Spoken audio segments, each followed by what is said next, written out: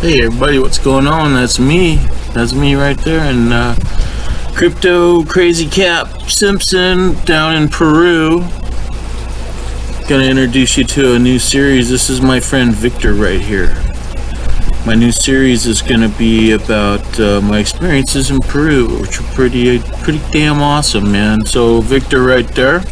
Long story how I came across him. Bless his kind soul. Came across him though, and he offered me a ride on his motocicleta and to show me around town.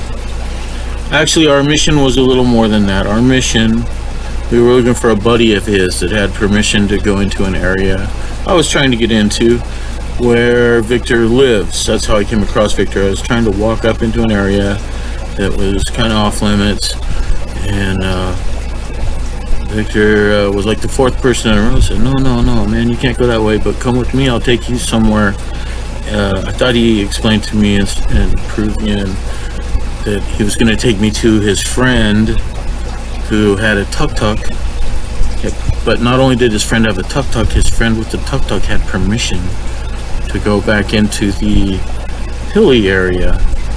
For lack of better terms, I'm not quite sure that it's really a hill. I'm gonna kind of guide you through town. Here we go. We're kicking it, man. We're cruising through the lower Malecon of Puerto Malabrigo. This is between the pier and the hill. It's about a kilometer up to the hill where the trail goes up. Right here at the end happened to be where myself and the Pismo crew were staying at Los Burritos Hostel. A1 place. Right on, Brian, you killed it. Living the American dream.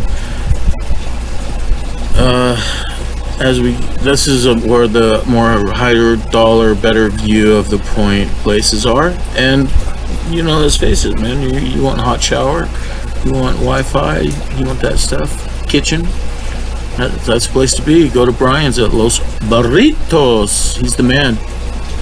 Find him on Airbnb or just on the internet and give him a call. So we're cruising back down onto the Malecon. This is more like the center of town. We're gonna go up right now. I do believe we are, well, we're cruising. Let's just see where we're going.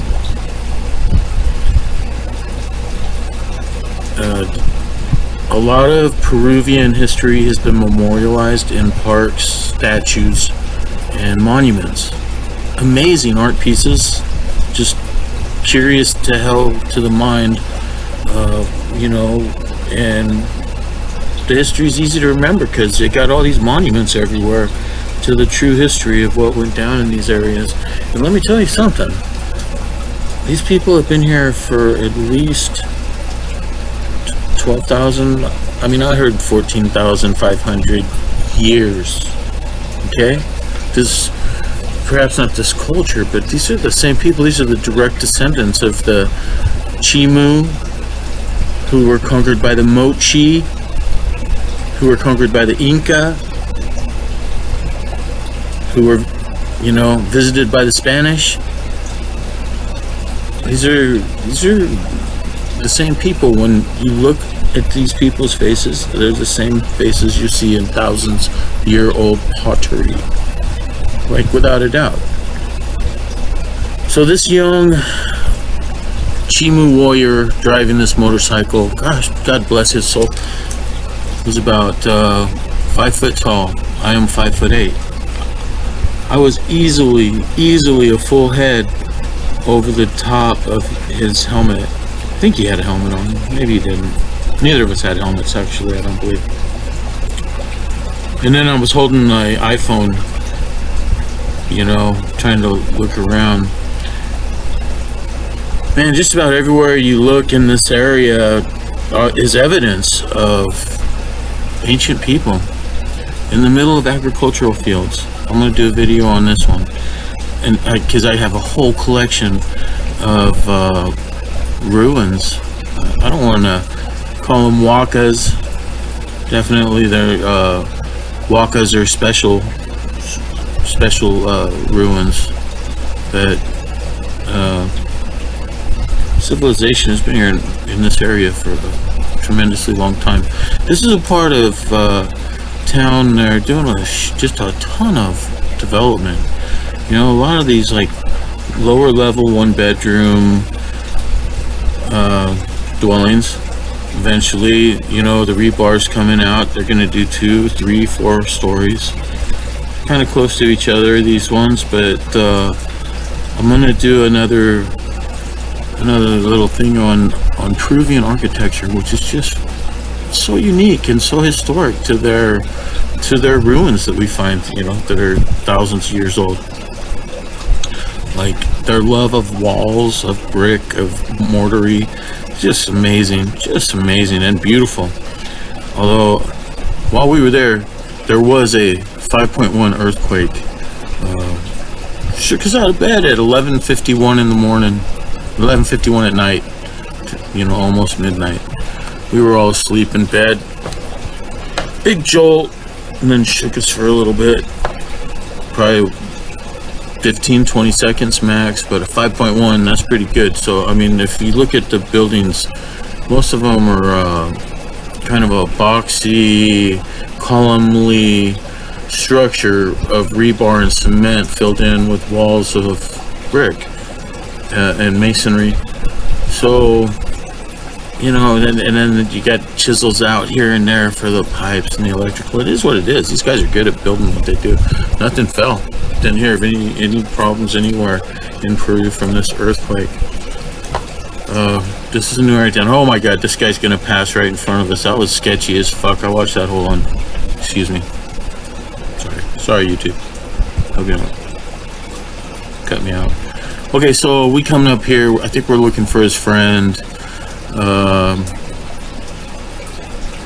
who is one of the first ones, I guess, to be in this area.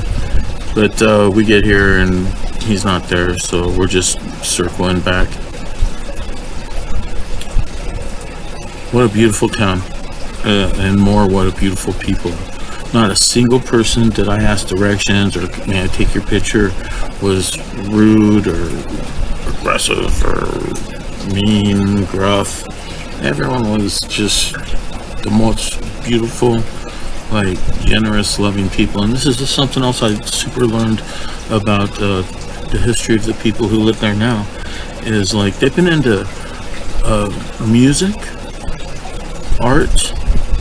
You know, art is displayed in their everyday utility vessels that they ate and drank out of. Art has like their tattoos and their dressing. Art in their hairstyles and maybe even makeup.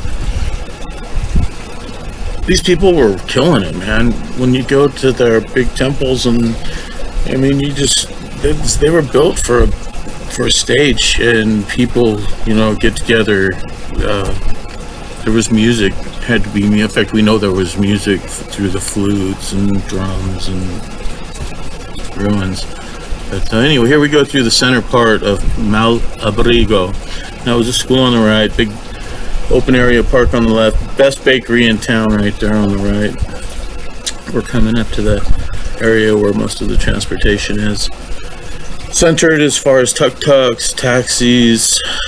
If you need transportation back to Trujillo or to farther north, this is the area you're going to find it in. And he pulls over and kind of, hey, thank you for the ride, man.